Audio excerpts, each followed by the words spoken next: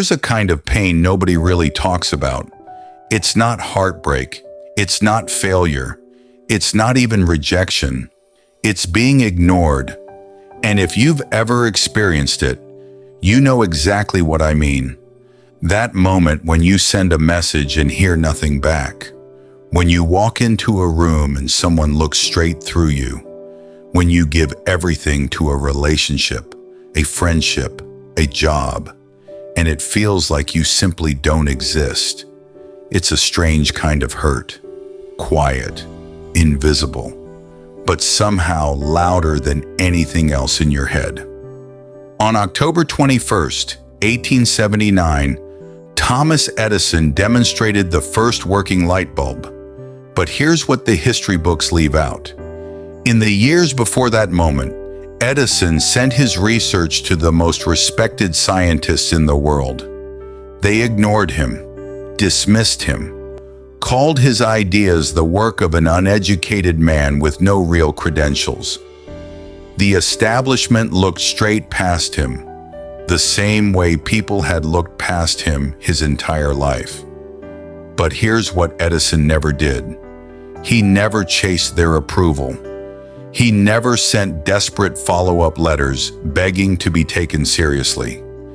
He went back to his lab, kept his head down, and let his work speak louder than any of them ever could. The people who ignored him spent the rest of their lives reading about him in newspapers. Silence from the wrong people turned out to be the greatest gift he never asked for. But most of us don't respond to being ignored the way Edison did. I know I didn't. There was a period in my life where I checked my phone every 20 minutes, waiting for one specific person to reply. One person. And while I was sitting there slowly losing my mind, that person was probably on their couch, completely unbothered, watching TV. That's the trap nobody warns you about. The more someone ignores you, the more space they take up inside your head. You stop living your life. You start living for their response. Daniel was a young professional at a company in Chicago. Hardworking, reliable. The kind of person who stayed late without being asked.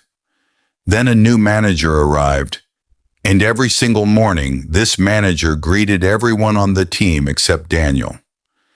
At first, Daniel thought it was an accident. Then it happened again and again.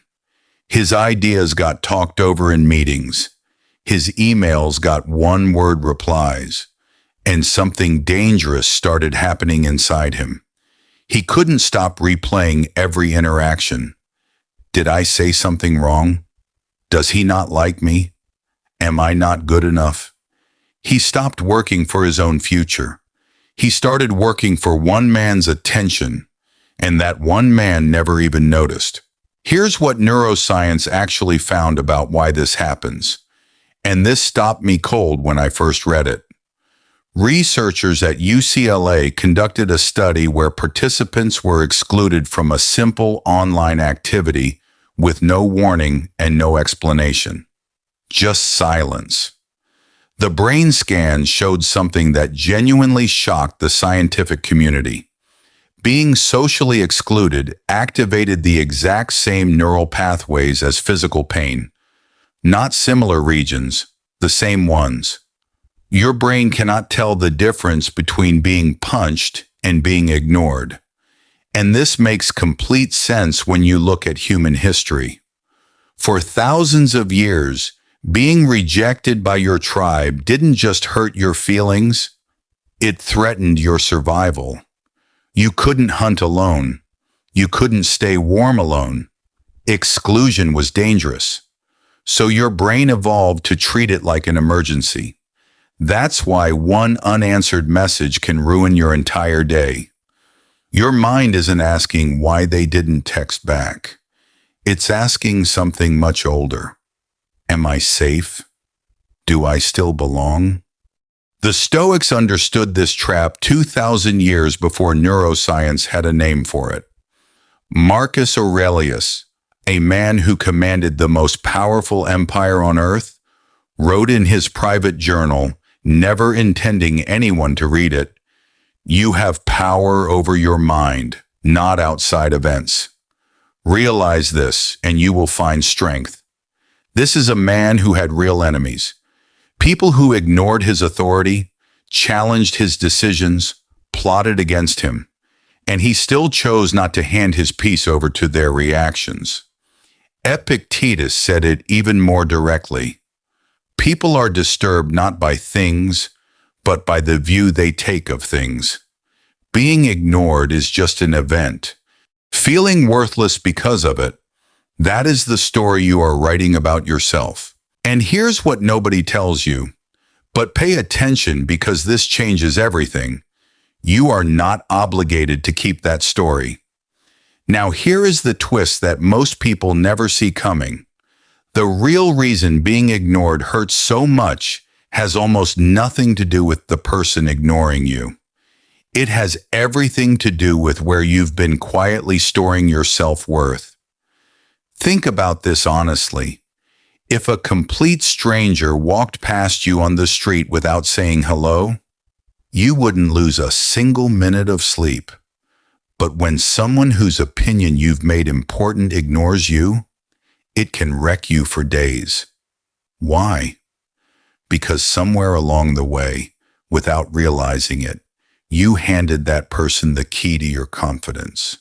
You placed your value inside their mind, and every time they fail to reflect it back, it feels like you've lost something real. But here's the truth. You haven't lost anything, because your value was never theirs to hold in the first place. Think about someone you know who seems genuinely unbothered, not cold, not arrogant, just settled. People cancel on them and they're fine. People ignore their messages and say keep moving. People overlook them and they keep building. That stillness you admire, it didn't come from never being ignored. It came from one specific moment when they made one specific decision that their identity would no longer live inside someone else's reaction. They stopped building their house on land they didn't own. So here is what I want you to do. Not think about, actually do. The next time someone ignores you and you feel that familiar pull to chase, to explain yourself, to send one more message, to prove your worth, stop. Ask yourself one question. Why does this bother me so much? Not as criticism, as honest curiosity. Because the answer to that question will teach you more about yourself than anything that person could ever say back to you.